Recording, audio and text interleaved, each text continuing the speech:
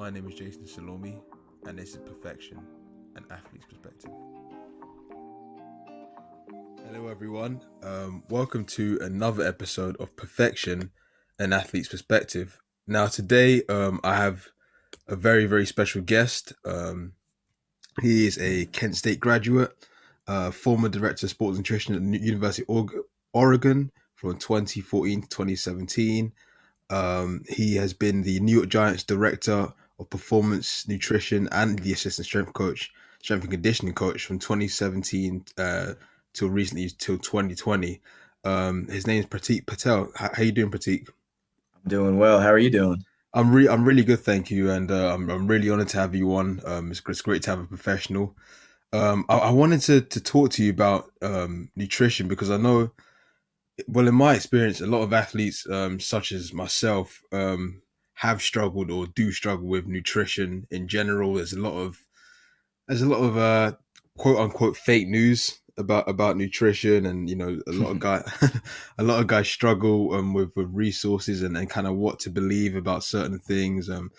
I play safety for the Dresden Monarchs in the GFL 1. I don't know if you heard about the GFL. It's a professional football league in Germany, and I'm recently a CFL global prospect. So um, I'm just essentially trying to get better as an athlete and a man. And the goal of this podcast is to help people hopefully do the same, and hopefully they learn a few things along the journey. And I just thought it'd be a great opportunity to speak to you, and hopefully we can get some things done, man. No, I appreciate it. Thanks for having me on. And I've heard a little bit about the GFL. I'm not, intricately familiar with it, but I think, getting a chance to grow the game overseas even more and more and seeing that there are, people like yourself in other countries outside of the US that are really interested in football is something that's exciting and it's fun because sometimes we just get bombarded with everything that happens here stateside and we don't necessarily know how global the game can be and has become. So I Yeah. think it's such an awesome opportunity for people abroad to get a chance to play the sport, especially if they really like it, because there are fans of the NFL all over the globe. Yeah, definitely. And I mean, the one thing that kind of a lot of us European guys get funny about, not funny about, but one thing we realize is that when you guys win the Super Bowl, you call you guys world champions. Um, which is which is like the most American thing to do. Like, It is. It is. but no, that's it's just it's kind of funny. You guys, I mean, it would be kind of cool one day. That would be like a football World Cup, but I don't know. That's years in advance. But no, I wanted to ask a question because I recently came across I think a friend told me about the Tennessee Titans. A few of their players became vegans, and Mhm. quite a few of them reported back saying they felt different, they felt better, they felt lighter. They lost joint pain, they felt like they could recover better. I wanted to ask you as a nutrition expert, is veganism something that's a particularly viable option for athletes, or is it just something that is a nice change up and you kind of go back to what you're doing before? I think it goes both ways. And really, when an athlete comes to me, because I work with guys in the NFL that are vegan, had wanted to transition into vegan or even try it. And the main thing is if a guy has his mind set in advance, like I'm not going to try to change his mind because my goal is to support him with Hmm. what he's doing. So if I came at him and say no, from a practitioner and coach's perspective, I'm not just going to outright and tell the players to go vegan because the research goes back and forth. And it depends on how well somebody adheres to a vegan diet because these guys could eat cereal and donuts and abstain from animal foods and still be eating vegan and thinking that they're eating healthy because the choices they're making are vegan, but it's not going to support their goals. Yeah, So I think one of the biggest things that I've been able to see and observe working with these athletes over the past 12 years or so is that, and you could probably attest to this too, a lot of athletes, regardless of level, if you're high school, university, or professional, don't eat very well to begin with, and definitely. there's a variety of reasons behind that. Some of it is just lack of education, some of it is lack of resources, some of it is just being accustomed to doing certain things for so long that you don't want to deviate from that, and going from an inopportune or non-optimal diet to transitioning to healthier isn't the most fun thing in the world to do No. because food is one of those things that give you instant gratification when you eat things that you like. Hmm. So I think from a perspective of a practitioner's perspective, you have a lot of guys, this could have been the case because I've actually worked with some of those players that ended up coming to the Giants and got more of an idea of, okay, this is their version of being vegan. So they go from eating a diet of whatever they want, whether it's a lot of processed food, a lot of fast food, alcohol, X, Y, and Z. And then they start cutting out those things because they are now told to be vegan, you have to eat, more fruits and vegetables and plant-based source foods. So you're not going to get a lot of processed things. So when you start cutting out the crap and you start getting the things that the body already needs in higher quantities, I mean, obviously it's going to play a role with, helping them manage their weight. It's going to play a role with decreasing inflammatory markers and inflammation in the body. Hmm. So sometimes it's just a shift of them doing the things that they should be already be doing. But for the most part, the players that I've worked with that are vegan, they slowly start increasing their intake of, different kinds of proteins. So Yeah. whether they're like, oh, I'm going to be vegan, but I'm going to eat only fish, or I'm going to eat fish and turkey. I'm not going to eat red meat, or I'm not going to eat pork or pig type products. Yeah. So the main thing is just looking at what they were doing before. What did they eliminate and transition into?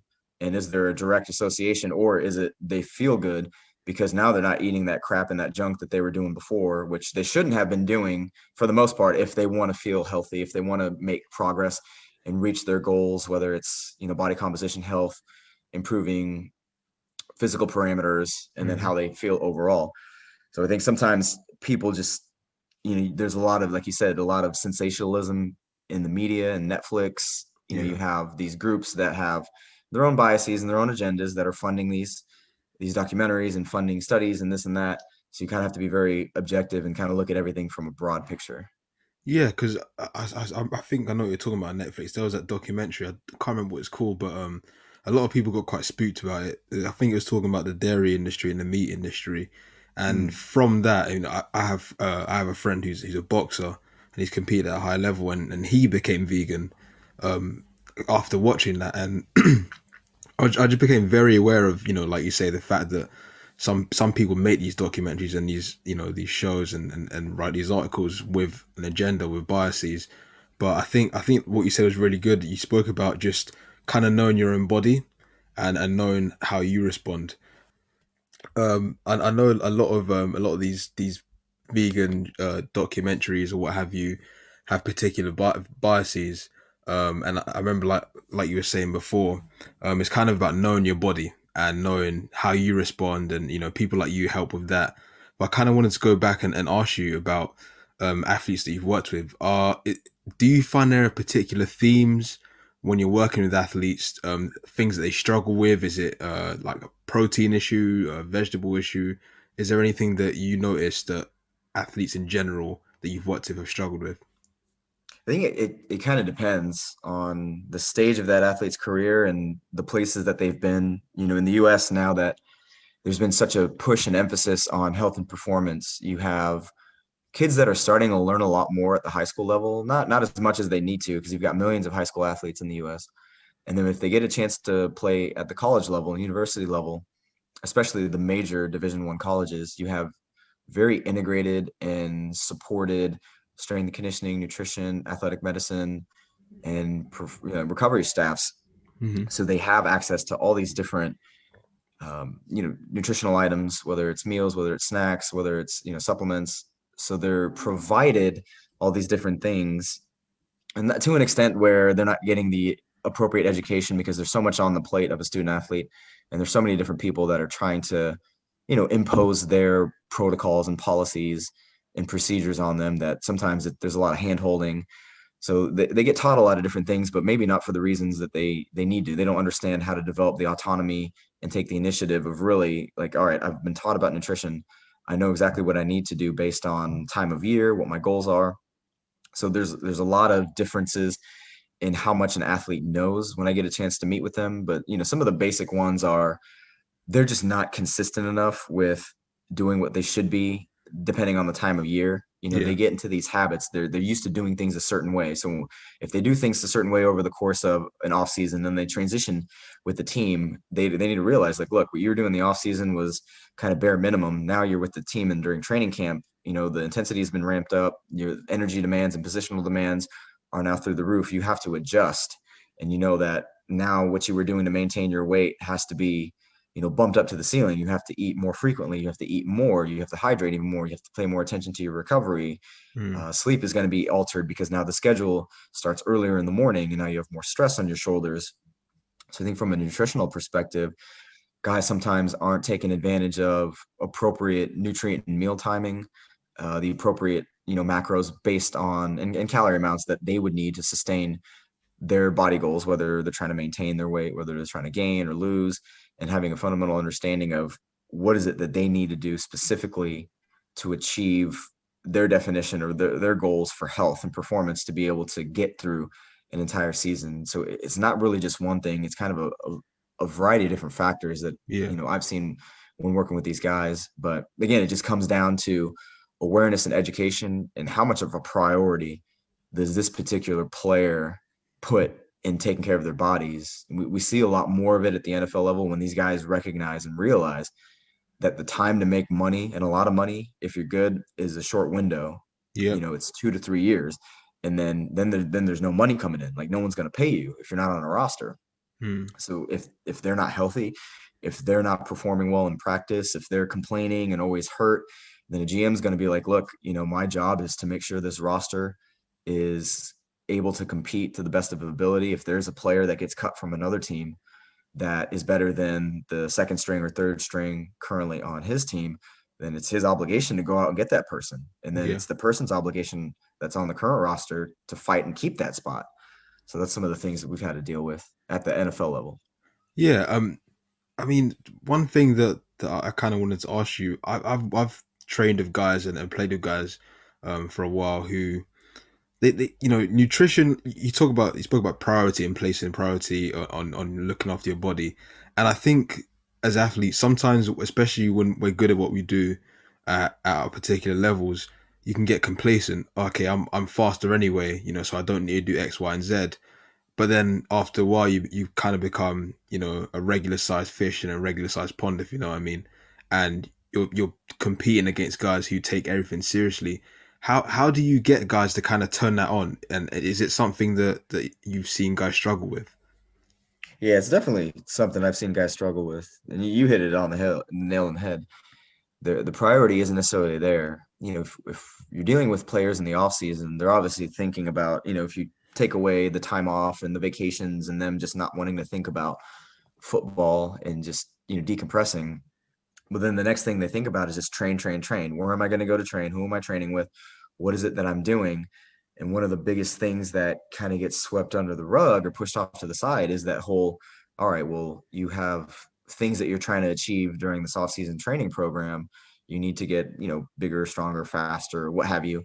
And they're going to do all the training, but it's all those little things that can add up daily. It's like, okay, what is your health status currently? Do you know, have you gone to the doctor? Have you done a thorough physical? Do you know what your, blood biomarkers are? Are you deficient in something? What's your inflammatory status like?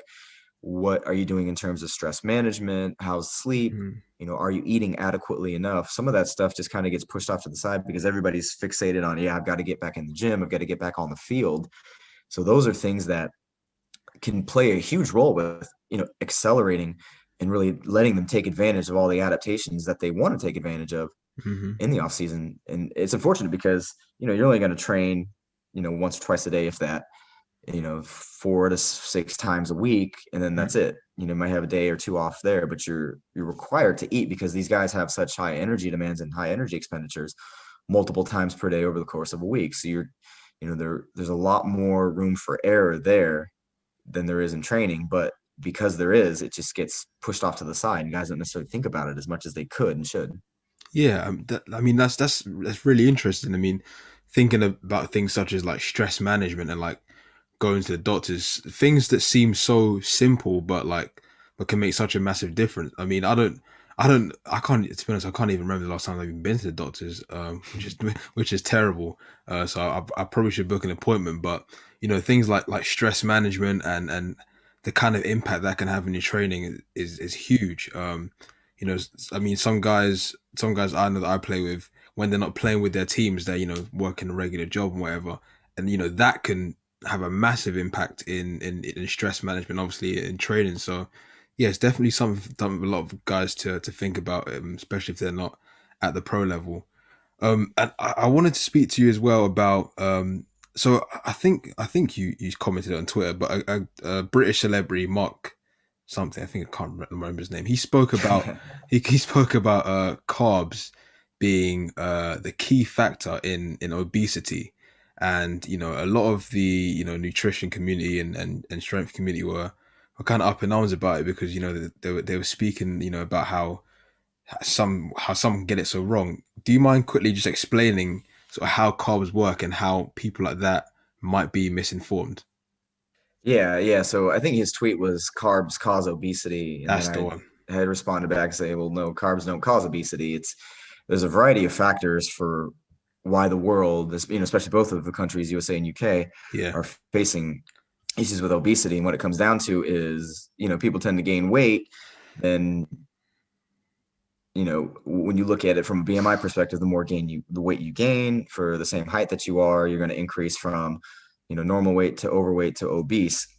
So it's just breaking it down in its simplest terms, it's consuming way more energy than you're expending over the course of a long period of time. Hmm. But it's not just, oh, I'm eating just carbs, and that's the reason why obesity happens. It's, well, there's a variety of reasons why. You can eat carbs and be an athlete and then train and move and then not be overweight or obese. So to Yeah. say that it's specifically carbs in and of itself isn't necessarily true, because there are other factors that come into play. It could be from a lack of exercise, a lack of movement, poor stress management, and poor sleep, which is exacerbating and accelerating the weight gain that somebody has, even though they might be eating really well, or are they doing, exercise here and there. It's not, in an ideal and optimal situation. And what we have nowadays is access to hyper palatable foods that taste really good, and they're full Mm. of, refined sugars, carbs, Yeah. refined fats, some of those inflammatory fats too, which do play a role when you look at some of the papers that have been published, and they're looking at, biomarkers of healthy people, not healthy people. And you see that these inflammatory markers in the body, especially like your omega-6 to 3 ratio, as it goes up, it's correlated really strongly with insulin resistance, high blood pressure, cardiovascular disease, obesity, an increase in that white adipose tissue and the white fat, which is not the kind of fat you want in your body. You want the more metabolically active brown fat and tissue. So it's not just one thing, because they were eating carbs 100 years ago, but obviously they were eating better quality carbs. More Yeah. people were moving. They didn't have sedentary jobs where you were stuck inside sitting all day. Mm. So there's so many different things that come into play. And if we just demonize carbs and you got rid of all carbs, people would still overeat with, proteins and fats and things of that nature, because they're not addressing all these other things that come into play. People still aren't going to be exercising. They're still not going to eat very well. They're still going to drink alcohol. They're still not going to know how to manage their stress, which Hmm. all plays a role with how the body, ends up gaining weight. So that's, from a general perspective, Yeah. these are all the things that contribute to excessive weight gain over time, which can lead to obesity. Now, carbs in and of itself, when the body eats carbs, it gets broken down. You've got your polysaccharides, disaccharides, monosaccharides, everything gets broken down to glucose, regardless of the type of carbohydrate. Now, when you eat carbs, your body has to process it. It gets into the blood sugar rises, and coincidentally, the body recognizes it and then secretes insulin from the pancreas to take the blood glucose from the blood and put it into the tissues that it needs to go, whether it's muscle, whether it's liver, and that's where it needs to be stored. So if you're an athlete or you're somebody who exercises, you definitely want to have that blood sugar in your system, because that's what's going to provide you with energy. Hmm. And then after you train, you've exhausted your muscle glycogen stores, because to keep that blood sugar elevated during training, you break down glycogen, which is stored in the body, and the majority of that is stored in the muscle. So after training, athletes need to make sure that they're replenishing it, so then it gets stored back in the muscle. So when you do high intensity type activities, especially what football players are doing, looking at the quote unquote the bioenergetics of it, so what energy systems come to play, it's you're heavily reliant on muscle glycogen and the glycolytic energy stores for anaerobic and aerobically.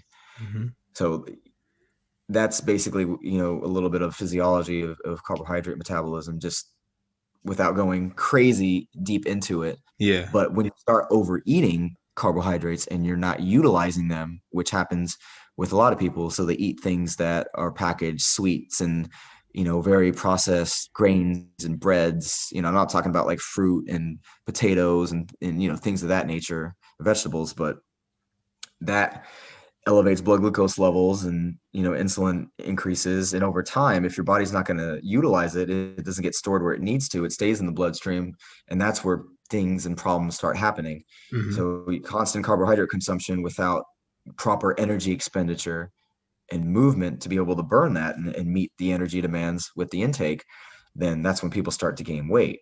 Mm. And But that also I'll go for it. happens, if you eat too much fat, if you eat too much protein, it's basically just making sure that you understand how much am I burning, how much am I taking in, do I have a nice balance between both of those? Yeah, and thank you for explaining that. I'm sure the listeners are really going to appreciate that. And when you break it down how you did, it then becomes very questionable as to how people can sit back and think that just eating carbs is going to make you obese. Because you see, I've been around athletes that think the same thing. Oh, I don't eat carbs and I don't eat this, that, and the other. I mean, for example, I was watching a YouTube video the other day and it was talking about DK Metcalf's diet, right? Mhm. And it spoke about him like never eating carbs, and I thought, well, is surely that's impossible. For an NFL athlete, especially an NFL athlete with such high muscle content, to compete the way he does and type of athlete he is as well without carbs. I mean, I don't know where these people get their information from, but there seems to be a sort of wild scale demonization around carbs, and I think it does infiltrate the world of athletic performance, especially when it comes to athletes.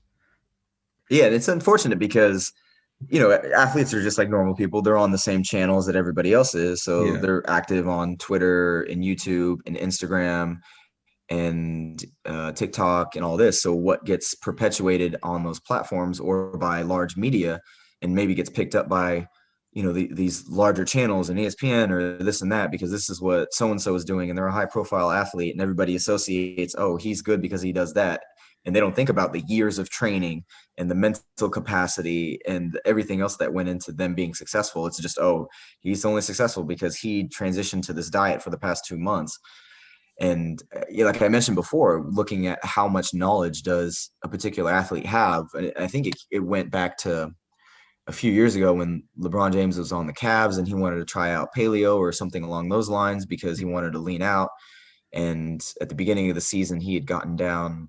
He probably walks around like a 260. He's a big yeah, dude. he's huge. Yeah, And I think at the beginning of that season, they said he was going paleo and this and that. So obviously, he's probably eliminating a lot of food groups, and he's probably burning thousands and thousands and thousands of calories a day. That guy doesn't stop. no, He had dropped a bunch of weight, and his performance wasn't doing very well. They started the season pretty poorly, yeah, even for somebody as good as him on the teams that he's been on. It was poor.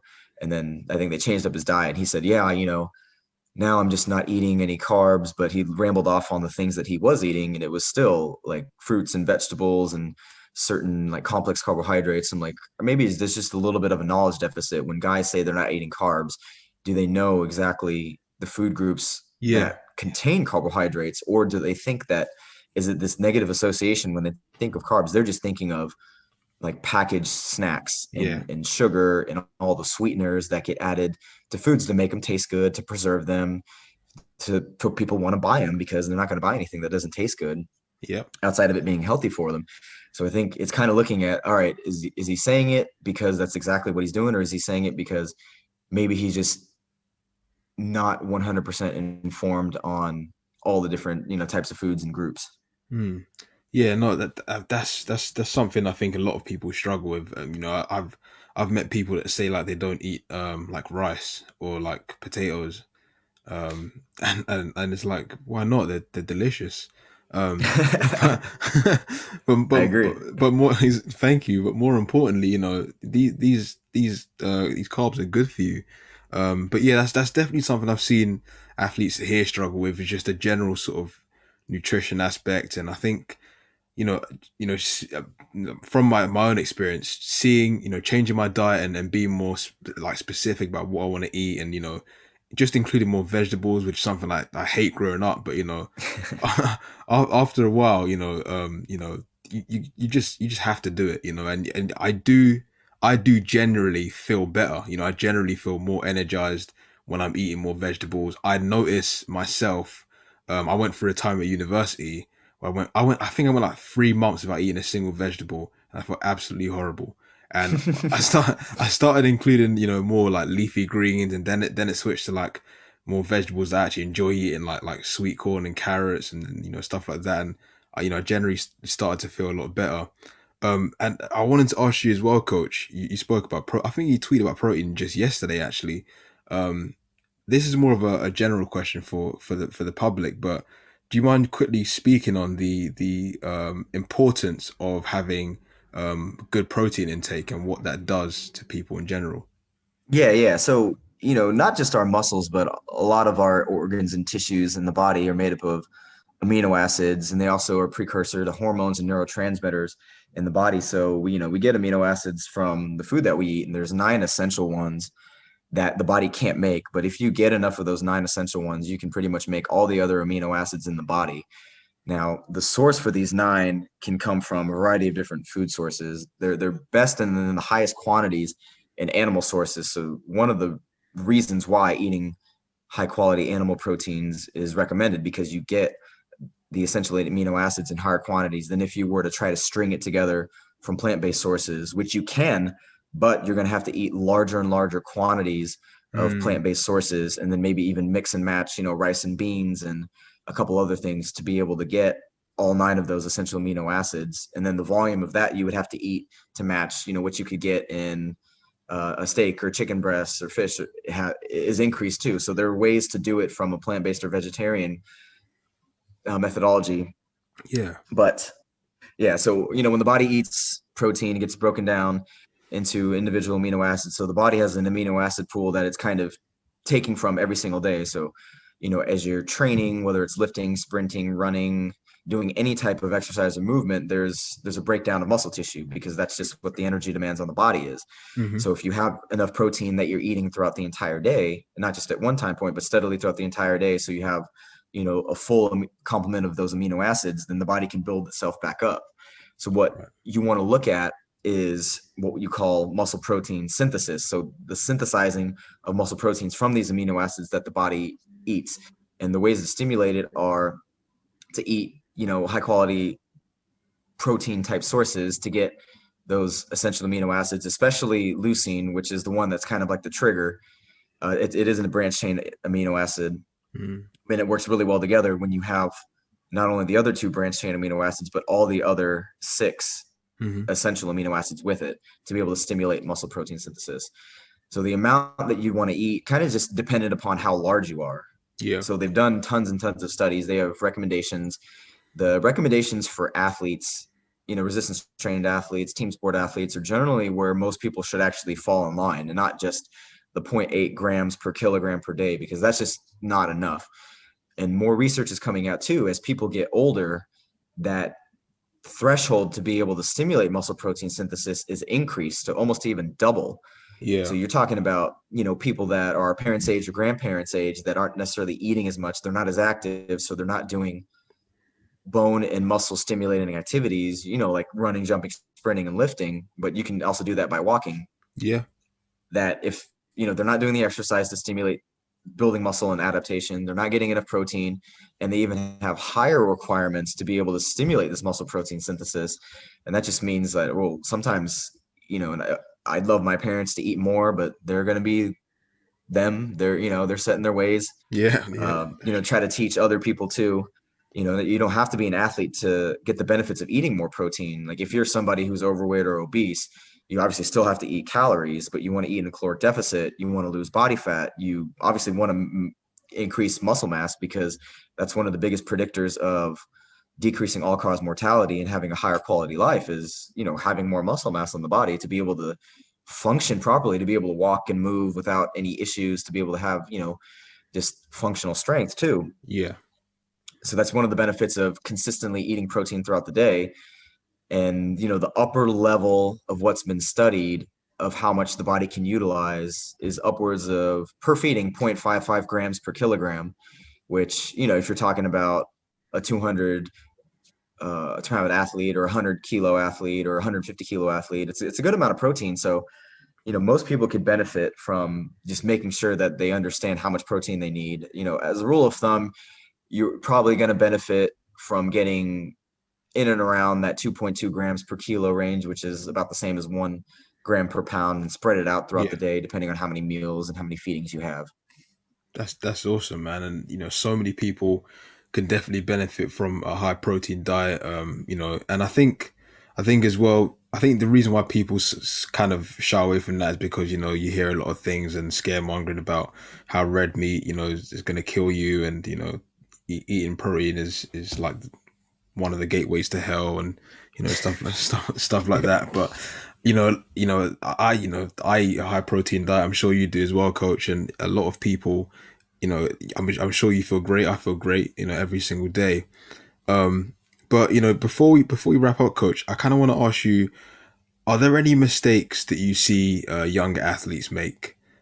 Because I'm aware that I have a lot of young athletes that might listen to this too.